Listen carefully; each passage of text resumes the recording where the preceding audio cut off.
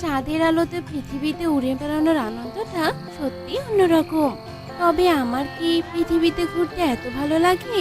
কই, আর কোনো পরী তো পৃথিবীতে ঘুরতে আসে না। আর আসবেই বা কি করে? পরিমাতা তো কাউকে পৃথিবীতে আসতেই দেয় না। বুঝি না পৃথিবীতে আসা নিয়ে পরিমাতার এত সমস্যা কিসের। এসব কথা বলতে বলতে মিষ্টি পরী আকাশে উড়ে বেড়াচ্ছিল। মিষ্টি পরী পরিরাজ্যের সব থেকে সুন্দরী পরী। মিষ্টি পরী দেখতে যেমন সুন্দরী, তার মনটাও তেমনই ভালো।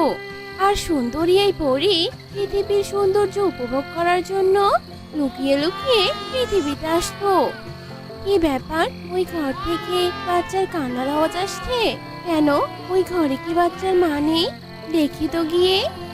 এরপর পরী নিচে নেমে আসে আর নিবু নিবু আলো জ্বলা পুরে ঘরের মধ্যে ঢুকে পড়ে। আর ঘরের মধ্যে ঢুকতেই চাঁদের মতো সুন্দর ফুটফুটে একটা কন্যাকে দেখতে পায়। আর মিষ্টি পরী দ্রুত বাচ্চাটিকে কোলে তুলে নেয়। আহা, কি সুন্দর বাচ্চাটি, দেখলেই চোখটা একদম জড়িয়ে যাচ্ছে। কিন্তু এই ঘরে একা এই বাচ্চাটা কেন? এই বাচ্চার মা কোথায়? আশেপাশে তো দেখতে পাচ্ছি না। তবে দৈব দৃষ্টি দিয়ে এর মাকে খুঁজতে হবে। এসব কথা বলে মিষ্টি পরী চোখ বন্ধ করে। আর তখনই সবটা মিষ্টি পরীর চোখে ভেসে ওঠে। ছি, আমার গ্রামে এমন দুশ্চরিত্রা একটা মহিলা আছে, তা আমি জানতেই পারিনি। আমি তোর মতো দুশ্চরিত্রা মহিলাকে কিছুতে এই গ্রামে থাকতে দিব না। কারণ এই অবৈধ সন্তানের জায়গা কিছুতেই এই গ্রামে হবে না। তোর স্বামী মারা যাওয়ার পর তুই কিভাবে গর্ভবতী হলি? আপনি ভুল ভাবছেন মোড়ল মশাই। আমি গর্ভবতী হবার পর আমার স্বামী মারা যায়। আমার এই সন্তান বৈধ। আপনি আমাকে দয়া করে এই গ্রাম ছাড়া করবেন না। আমি তবে কোথায় যাব? আমি আপনার পায়ে পড়ছি মোড়ল মশাই, আপনি এই কাজ করবেন না। পাছার কলঙ্কিনী, আমি তোর কথা বিশ্বাস করি না। তোর কারণে এই গ্রামের সকলের মাঝে ভুল ধারণা সৃষ্টি হয়েছে। আমি চাই না লোকজন এ নিয়ে আর কথা বলুক। তুই যদি এই গ্রাম ছেড়ে না যাস তবে তোকে আমি একঘরা করে দিলাম। তবে থাক এবার। এসব কথা বলে মোড়ল মিতালিকে লাথি দিয়ে সেখান থেকে চলে যায়। হায় ঈশ্বর, এ আমার কি হয়ে গেল? এবার আমি আমার সন্তানকে নিয়ে কিভাবে দিন কাটাবো? ওই শয়তান মোড়ল মশাই আমাকে আর আমার সন্তানকে এভাবে শাস্তি দিল না।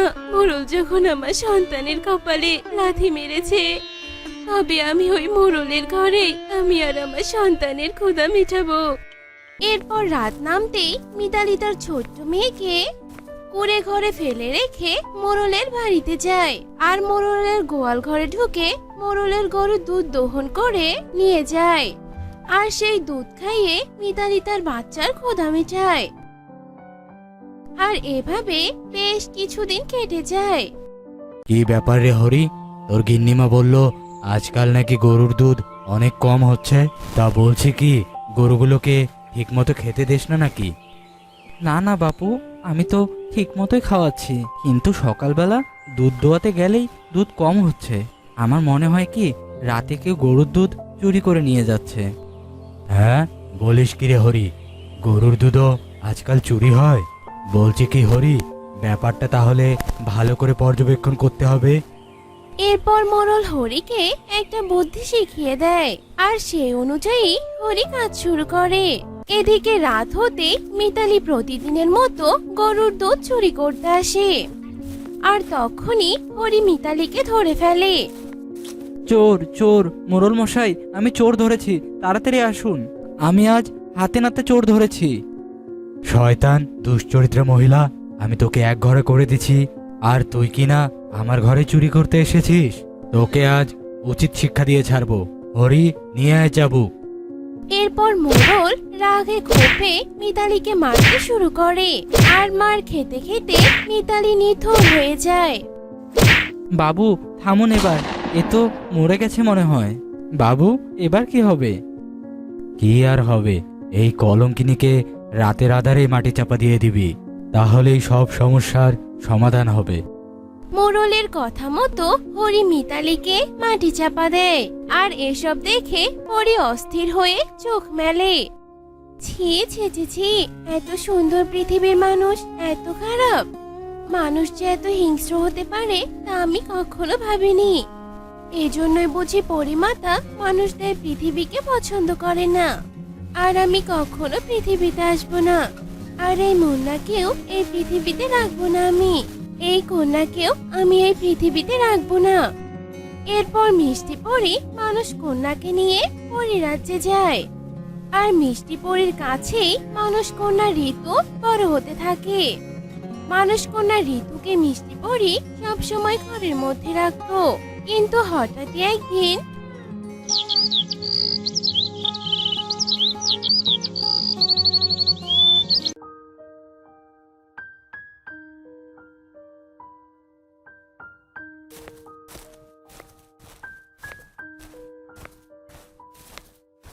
এ কি মিষ্টি পরীর বিছানায় মানুষ কন্যা? আমার পরিরাজ্যে এসব কি হচ্ছে মিষ্টি পরী? তুমি এই মানুষ কন্যাকে কোথায় পেয়েছো? আর তোমার ঘরে একটা মানুষ কন্যা বেড়ে উঠছে, অথচ সেটা আমরা জানতেই পারলাম না কেন বলো তো? মাফ করবেন পরিমাতা, আপনি মানুষদের পছন্দ করেন না, তাই আপনাকে এই ব্যাপারে জানানোর সাহস করিনি আমি। কিন্তু পরিমাতা, আমি বাধ্য হয়ে এই মানুষ কন্যাকে পরিরাজ্যে নিয়ে এসেছি। আপনি ঠিকই বলেছিলেন পরিমাতা, পৃথিবীর মানুষগুলো আসলে অনেক নিষ্ঠুর। সত্যি, মানুষরা কঠিনতম কাজ করতেও একদমই ভাবে না। আমি অভিজ্ঞতা ছাড়া কোনো কথা বলি না, কিন্তু তুমি একটা পরী হয়ে মানুষ কন্যাকে আনতে বাধ্য হয়েছো মানে? আমি তো তোমার কথা কিছুই বুঝতে পারছি না। এরপর মিষ্টি পরী সব কথা পরিমাতাকে খুলে বলে। আর এসব কথা শোনার পর পরিমাতা কিছুতেই মানুষ কন্যাকে মানতে পারছিল না। যাই হোক না কেন, আর তুমি যতই এমন করুণ কাহিনী শোনাও না কেন, আমি কোনো মানুষ কন্যাকে আমার পরিরাজ্যে স্থান দেব না। বুঝতে পেরেছো? এতটা নিষ্ঠুর হবেন না পরিমাতা।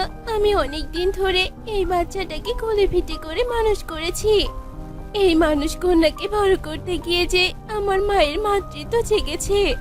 আমি আমার সন্তানকে কিছুতেই গোলছাড়া করতে পারবো না মাতা। আপনি একটু দয়া করুন। আর মাতা, আপনার তো মানুষকে নিয়ে সমস্যা, তবে এই কন্যাকে আমরা পরীতে পরিণত করতে পারি। তবে তো নিশ্চয়ই এই বাচ্চাকে পরিরাজ্যে ঠাঁই দিবেন।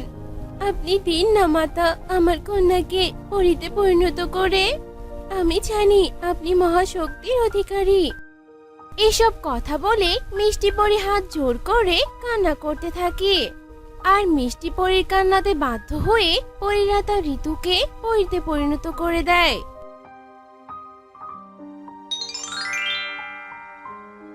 তোমার কান্না আর মাতৃস্নেহ দেখে আমি আর নিজেকে পাথর বানিয়ে রাখতে পারলাম না। তোমার কন্যাকে পরী বানিয়ে দিলাম আমি।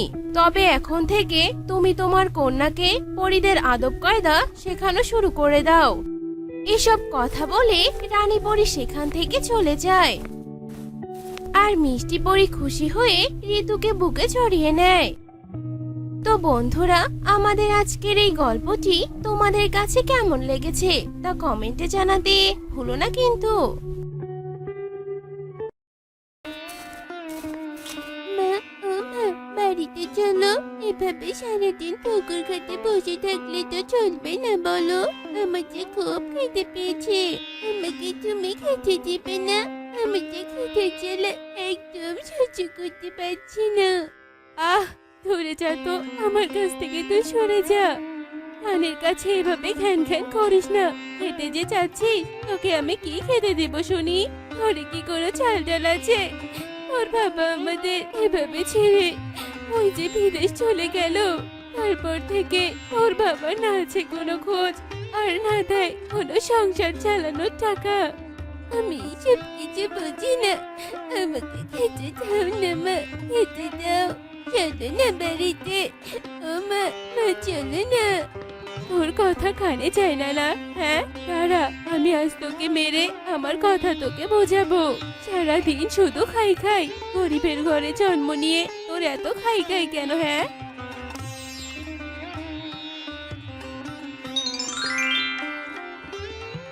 আরে আরে, কি করছো কি? মেয়েটাকে এভাবে মেরো না। আহা, কি মিষ্টি দেখতে। কাঁদতে কাঁদতে যে ওর মুখটা লাল হয়ে গেছে। ওকে মেরো না। আরে একি, এই পুকুর থেকে পরি ভেসে উঠলো। হায় হায়, এই পুকুরে যে পড়ি আছে এ কথা তো আমি আগে জানতাম না। এসব কথা বাদ দাও বিনোদা, আগে তুমি আমাকে বলো যে এভাবে তুমি ছোট্ট মেয়েটাকে মারছো কেন? ও কি করেছে? দুঃখের কথা আমি তোমাকে কি বলবো পরি গো। বড্ড দুঃখিনী যে আমি। স্বামী যে আজ থেকেও নেই, আর ঢেলা এত বেড়ে গেছে যে ঘরে আমার খাবার পর্যন্ত নেই। এই ছোট্ট মেয়েটাকে নিয়ে যে আমি বড্ড বিপদে পড়েছি। কারো কাছে ধার করে যে খাবার জোগাড় করতে পারছি না। মেয়েকে মারবো না তো কি করবো বলো? আহারে, বড্ড কষ্টে আছো তাহলে তুমি। শোনো, আমি তোমাকে সাহায্য করব। এই পুকুর ঘাটে 3 হাঁড়ি প্রকট করব। প্রথম হাঁড়িতে সোনা দানা, দ্বিতীয় হাঁড়িতে টাকা পয়সা, আর তৃতীয় হাঁড়িতে খাবার থাকবে। তোমার যা যা প্রয়োজন তুমি সেগুলো সেই 3 হাঁড়ি থেকে তুলে নিবে, কেমন?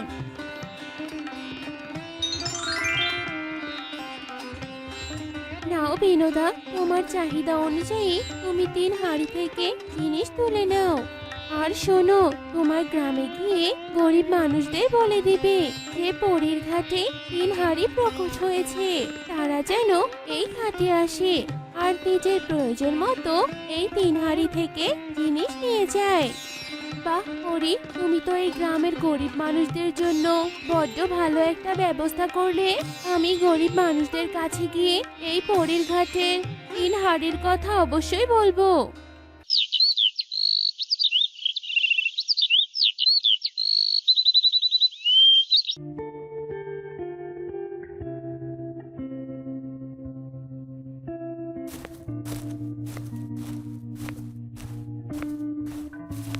বিনোদা দিদি, ও বিনোদা দিদি, তুমি আমাকে কয়টা পয়সা দেবে গো? ছেলেটার যে আজ 3 দিন ধরে জ্বর হয়েছে। পয়সার অভাবে যে ডাক্তার দেখাতে পাচ্ছি না। দাও না 2 পয়সা ধার। ঘরে যে ছেলেটার এমন কষ্ট দেখতে আমি যে আর পারছি না। শোন কবিতা, তুই আমার কাছ থেকে টাকা ধার না নিয়ে পরীর ঘাটে যা। পরী এই গ্রামের গরিব মানুষদের সাহায্য করার জন্য 3 হাঁড়ি প্রকট করেছে। তুই ওই হাঁড়ি থেকে টাকা নিয়ে আয়, আর ওই টাকা দিয়ে তুই তোর ছেলের চিকিৎসা করাতে পারবি। সত্যি বলছো তুমি? পরীর ঘাটে 3 হাঁড়ি আছে, আমি গেলে ওখানে টাকা পাবো? সত্যি বলছো? সত্যি বলছো তুমি? তবে যাবো আমি ওই পরীর ঘাটে।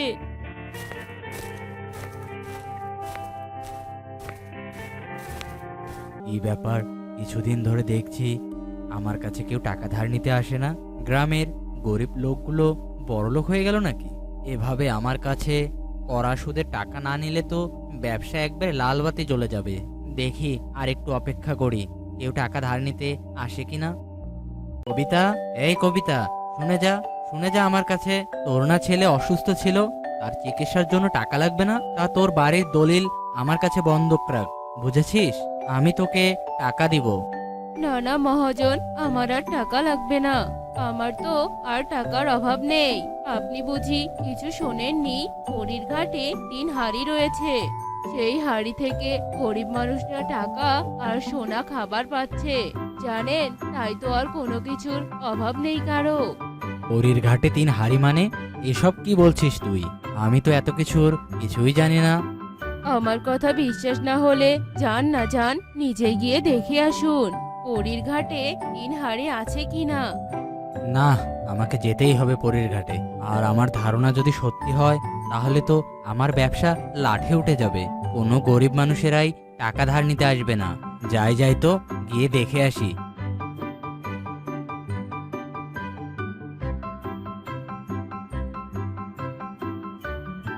আরে আরে, কবিতা তো দেখছি ঠিক কথাই বলেছে। আরে এই তো 3 হাঁড়ি। তার মানে এই 3 হাঁড়ি থেকে গ্রামের মানুষগুলো তাদের প্রয়োজনীয় জিনিস নিয়ে যায়। নেওয়াচ্ছি আমি তাদের টাকা পয়সা। পরীর ঘাট থেকে এই 3 হাঁড়ি আমিই নিয়ে যাব, আর হাড়ির মাঝে যা কিছু আছে সব কিছু নিজেই নিয়ে নিব, আর অল্প কিছুদিনের মধ্যে বড়লোক হয়ে যাব। আরে আরে, করছো কি? তুমি তুমি এই সব হাড়ির টাকা পয়সা নিয়ে যাচ্ছ কেন? তোমার যেটুকু প্রয়োজন হয় তুমি সেটুকু নিয়ে যাও। তুমি এই 3 হাড়ি নিয়ে গেলে গ্রামের অন্য গরিবরা কি নিয়ে যাবে শুনি? এই তুই চুপ কর তো পরি। আমি থাকতে এই গ্রামের মানুষেরা তোর ঘাটের এই 3 হাড়ি থেকে বড়লোক হয়ে যাবে? তা কি করে হয়? বড়লোক হতে হলে আমি শুধু হব, বুঝেছিস? তোর এই 3 হাড়ি আজ থেকে আমার। তুমি একজন লোভী মানুষ, খবরদার বলছি লোভ করো না। তুমি এই হাড়ি নিয়ে যেও না, এর পরিণাম কিন্তু একদম ভালো হবে না বললাম। আমাকে যদি এই হাড়ি 3টা না নিয়ে যেতে দিস তাহলে তান্ত্রিক ডেকে এনে তোকে বন্দি করব, এই বলে দিলাম। তুই কি চাস সারা জীবনের জন্য বন্দি হতে? যদি না চাস তবে চুপচাপ থাক। আজ থেকে আমি বড় লোক। যাই, এই 3 হাড়ি থেকে টাকা পয়সা সোনা খাবার সব বার করে নেই। মহাজন হাড়ি উপুর করে, কিন্তু একটা টাকাও বের না হয়ে একটা লাঠি বের হয়। আরে এ কি? এই হাড়ির মধ্যে টাকা কোথায় গেল? এক্ষুনি তো এই হাড়ির মাঝে অনেক টাকা ছিল, টাকার বদলে লাঠি বের হলো কি করে? দেখি তো ওই বাকি দুটো হাড়ি উবুর করে দেখি। এ কি, এই হাড়ি দুটোতেও লাঠি? আরে আরে, এই লাঠি 3টে বড় হয়ে ভাসছে কেন? এ কেমন আজব ব্যাপার! ওরে মারি, ওরে বাবারি, মরে গেলাম গো, মরে গেলাম। বাঁচাও, বাঁচাও আমাকে, ও মা গো, বাঁচাও। টাকা পয়সার লোভ করে ওরের ঘাট থেকে 3 হাড়ি নিয়ে এসে দেখি আমি বিপদে পড়লাম। এই হাড়ি আমি চাই না। ওরে বাবারে, এক্ষুনি এই হাড়ি আমি ওরির ঘাটে রেখে আসবো। মহাজন 3 হাড়ি নিয়ে পরের ঘাটের দিকে দৌড়াতে থাকে, আর লাঠিও মহাজনকে মারতে থাকে। ওরি, ওরি, এই নাও তোমার 3 হাড়ি। আমি চাই না তোমার এই টাকা পয়সা। তুমি দয়া করে এই লাঠি 3টেকে নিষেধ করো আমাকে মারতে। আমি আর লোভ করব না, ক্ষমা করে দাও। এই লাঠি থাম তোরা, এই লোভী তার ভুল বুঝতে পেরেছে, একে আর শাস্তি দিস না। যা মহাজন, তোকে আমি ক্ষমা করে দিলাম। এই 3 হাড়ি যেখানে ছিল সেখানে রেখে পালিয়ে যা।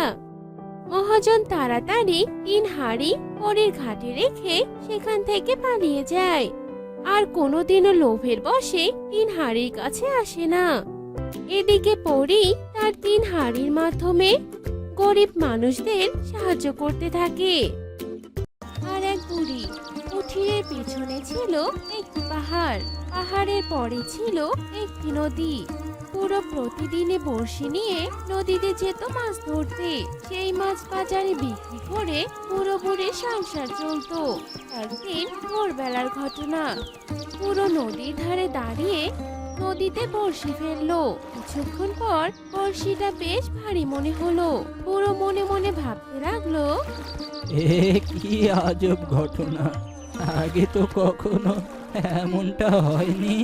বড়শিতে বড় সড়ো মাছ আটকালো নাকি? বড়শি এতটাই ভারী ছিল যে টেনে তোলাই যাচ্ছিল না।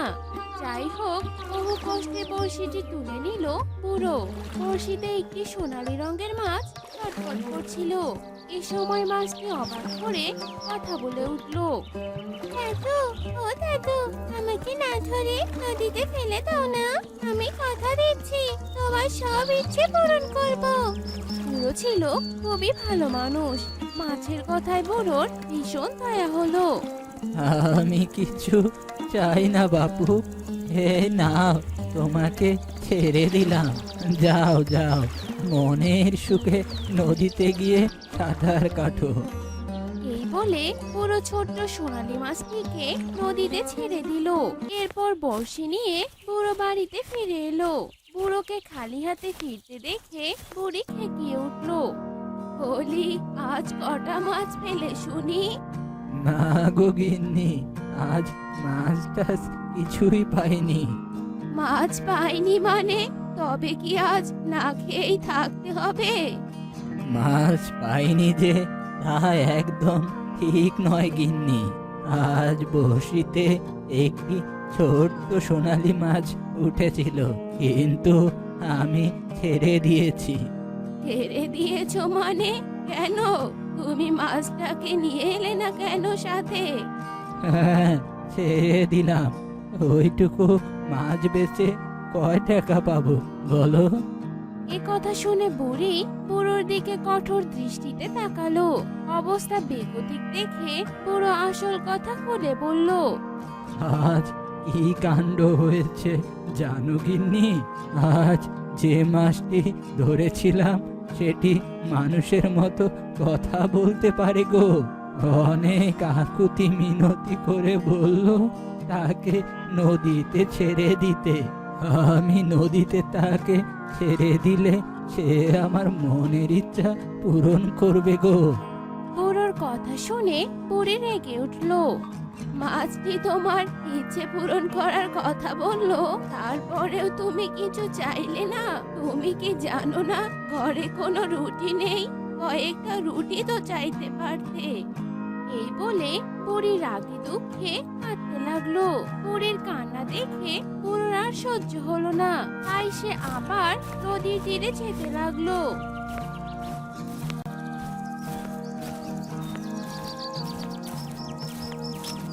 সোনালি মাছ, ও সোনালি মাছ, আমার ডাকে একটু সাড়া দাও না। বুড়োর ডাক শুনে সোনালী মাছটি নদীর তীরে উঠে এলো। কি হলো বুড়ো, হঠাৎ ডাকাডাকি করছো কেন?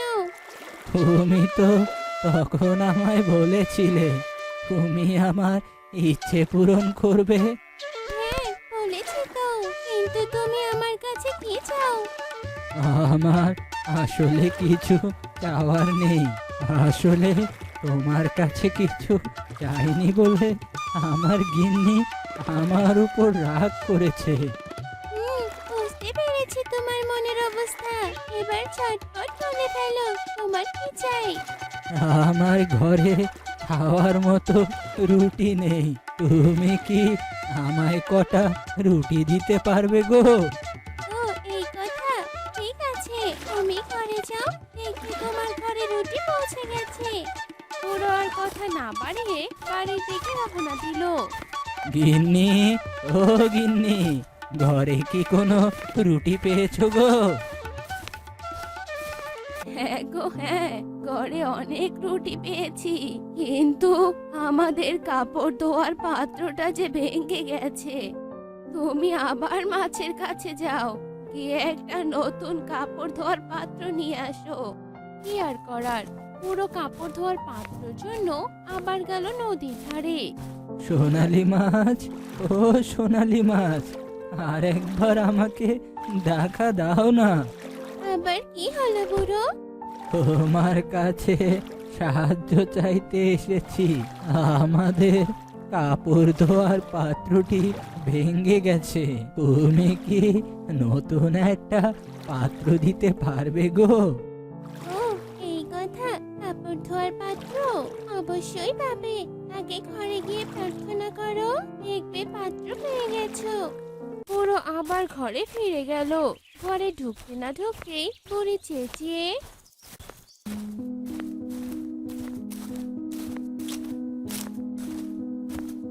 কাপড় ধোয়ার পাত্র পেলে কি চলে? এভাবে আর কতদিন ভাঙ্গা করে থাকবো বলো তো? এক্ষুনি এক্ষুনি তুমি মাছের কাছে যাও, নতুন একটি বাড়ি চেয়ে নাও। নতুন বাড়ি না দিলে আমার দু চোখ যেদিকে যায় আমি সেদিকেই চলে যাব। বুড়ির চেঁচামেচি পুরো সহ্য হলো না। নতুন বাড়ি চাইতে পুরো আবার গেল নদীর তীরে। দেখে সোনালী মাছটি আবার নদীর কাছে চলে এলো। আবার কি হলো? আমার গিন্নি নতুন একটা বাড়ির আবদার করেছে। নতুন বাড়ি না পেলে দু চোখ যেদিকে চায় চলে যাবে বলে হুমকি দিয়েছে। ঠিক আছে, তুমি এখন ঘরে ফিরে যাও, তারপর প্রার্থনা করো, তুমি নিশ্চয়ই একটা নতুন বাড়ি পেয়ে যাবে। বাড়ির দিকে যেতে থাকলো বুড়ো। বাড়ির কাছাকাছি এসে পুরো অবাক হয়ে গেল। ভাঙ্গা কুঠিরের জায়গায় সুন্দর একখানি বাড়ি, একেবারে নতুন।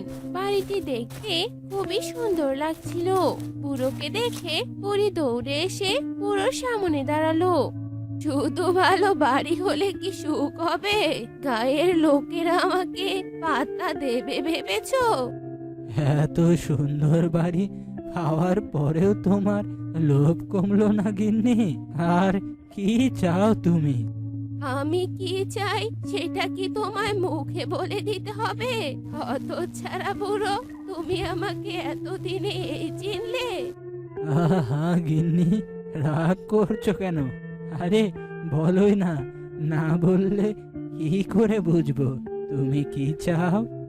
আমি এই রাজ্যের রানী হতে চাই। তুমি মাছকে গিয়ে এক্ষুনি খবর দিয়ে দাও। বুড়ির এ অন্যায় আবদার শুনে পুরো অবাক হয়ে গেল, কিন্তু পুরোর কোনো উপায় ছিল না। একরাশ বিরক্তি নিয়ে পুরো আবার গেল নদীর তীরে। সোনালী মাছটি তার গিন্নির শেষ ইচ্ছেটি শোনার পর, ঠিক আছে, তোমার এই আবদারও পূরণ করা হবে, কিন্তু তুমি এরপর আর কোনো আবদার নিয়ে আসতে পারবে না। আজ এ পর্যন্তই। গল্পের পরবর্তী অংশ পেতে আমাদের চ্যানেলের সঙ্গেই থেকো।